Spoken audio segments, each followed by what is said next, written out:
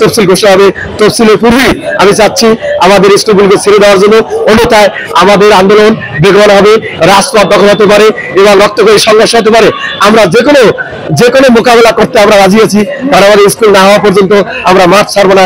এটি আমাদের প্রতিজ্ঞা, এটি আমাদের প্রতিশ্রুতি, এটি আমাদের আশাবাদ। কারণ আমাদের 30 দিন পর্যন্ত আমাদের মাঠে রাখাইছে এবং গভর্নমেন্ট ফ্যাসিস্ট সরকার আমলেও একাধিক আমরা 22টি আন্দোলন করেছি। তারা আমাদেরকে বিভিন্ন রকম প্রতিশ্রুতি দিয়েছিল স্কুলগুলো করে দেওয়ার জন্য, স্কুলগুলো স্বীকৃতি বিমুক্ত করে দেওয়ার জন্য, কিন্তু আমরা আর মাঠ ছাড়বো না। তাদের মিথ্যা, তাদের মুনাফিকি আচরণ আমরা আর সহ্য করবো না।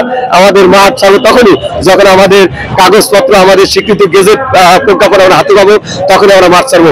এর আগে আমরা মাঠ ছাড়বো না। যদি আমাদের জীবন দিতে হয় আমরা জীবন দিতে রাজি আছি, কারণ এই সরকার এবং বর্তমান সরকার ডক্টর প্রফেসর ইউনূস সাহেব সরকার, এমনকি ফ্যাসিস্ট সরকার, এমনকি সেই 2001 সালের 4 দলীয় বিএনপি সরকার আমাদেরকে প্রতিশ্রুতি দিয়েছিল স্কুলগুলো ছেড়ে দিব। এমনকি নিষ্ঠুর আচরণ আমাদের সাথে করতেছে। এই নিষ্ঠুর আচরণে আমরা আর মেনে নেব না। আমাদের বিভিন্ন রকম বলতেছে আপনারা মাঠ ছেড়ে যান, মাঠ ছেড়ে যান। আমরা আমাদের আশা আবার আমাদের সেই স্কুলগুলো এমপিভুক্ত স্বীকৃতি করে দিব, কারণ আমরা আর মাঠ ছাড়বো না। ওরা আমাদের সাথে যে নিষ্ঠুর আচরণ করেছে, আমাদের সাথে যে মুনাফিকি আচরণ করেছে, আমরা আর ওনাদের মূল্য ঝুলানো, আমাদের সাথে আর কোনো রকমের কথা আমাদের হবে না। ওনাদের সাথে কথা একটাই,